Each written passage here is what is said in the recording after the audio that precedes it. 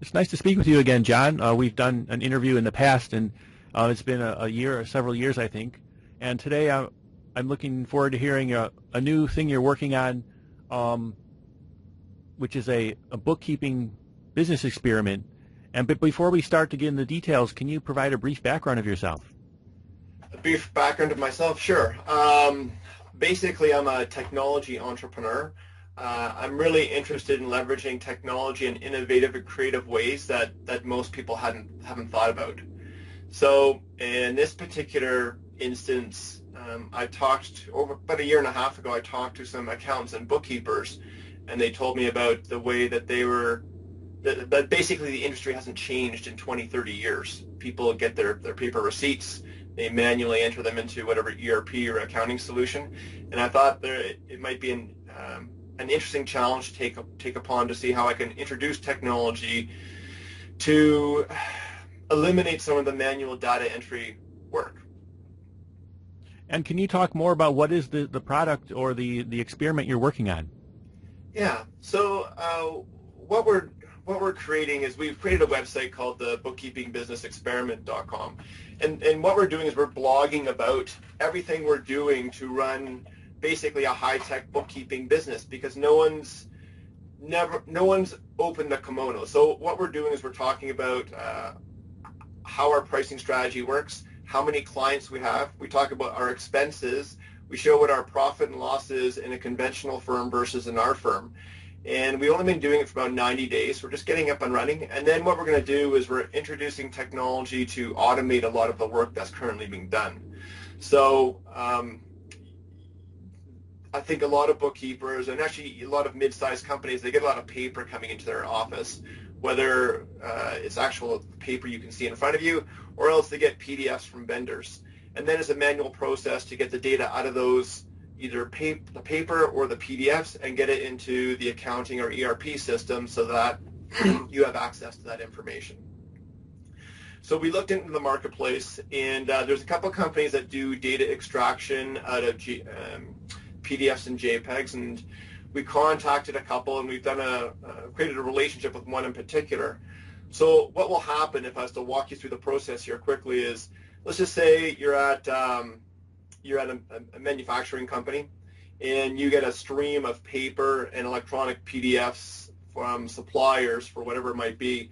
In this particular instance, what you do is simply scan the paper into PDFs, put them in a folder, say called your in folder on your server. Our software would take those PDFs, run them through some servers in the cloud that we have. We'd extract the data, put it in an XML or CSV format, and then we manipulate the data in such a way that we can then push it into your ERP or accounting system.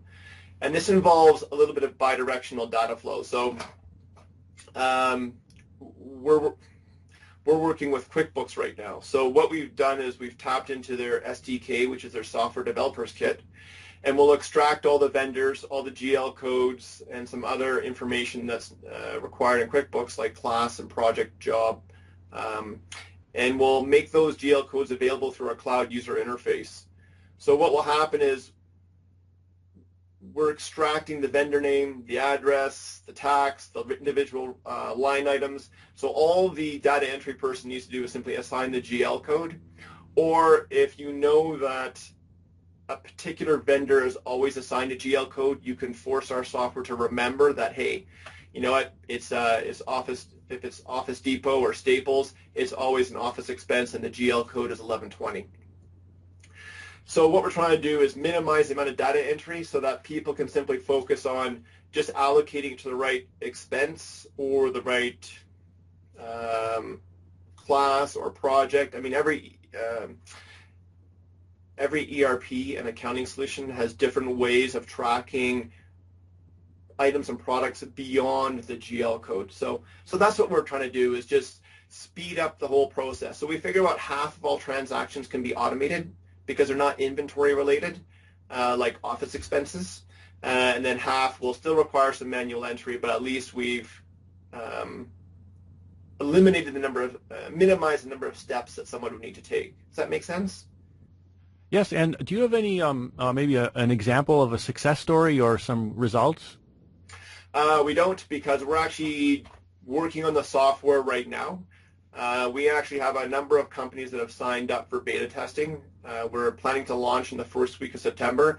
It's a bit complex to put this all together, so it's not something we can code in like a couple weeks or a month. It takes a little bit longer than that, but I do have an office in India, and they're working on it full time. So we have these beta testers. Once we get the beta testers happy in the month of September, then we'll start rolling it out to the general public, whoever might be interested. And what can people, if someone's interested, what do you suggest they do to learn more? They can just contact me at jleishman@tersagroup.com, or sorry, john.leishman@tersagroup.com, or you can go to bookkeepingbusinessexperiment.com. You can register on the website to get updates whenever we post new information up there and follow along what we're doing. And then if people have specific requests, maybe they might have a problem like they're working with a particular ERP, whether it's SAP, maybe it might be an older one like Bond or JD Edwards, or some other cloud-based ERP. If they have a request to facilitate data being pushed into their ERP, we'd love to hear from them and talk about maybe potentially making our software work with their particular ERP solution or accounting solution. And thanks for sharing today, John. Yeah, you're very welcome, Dustin.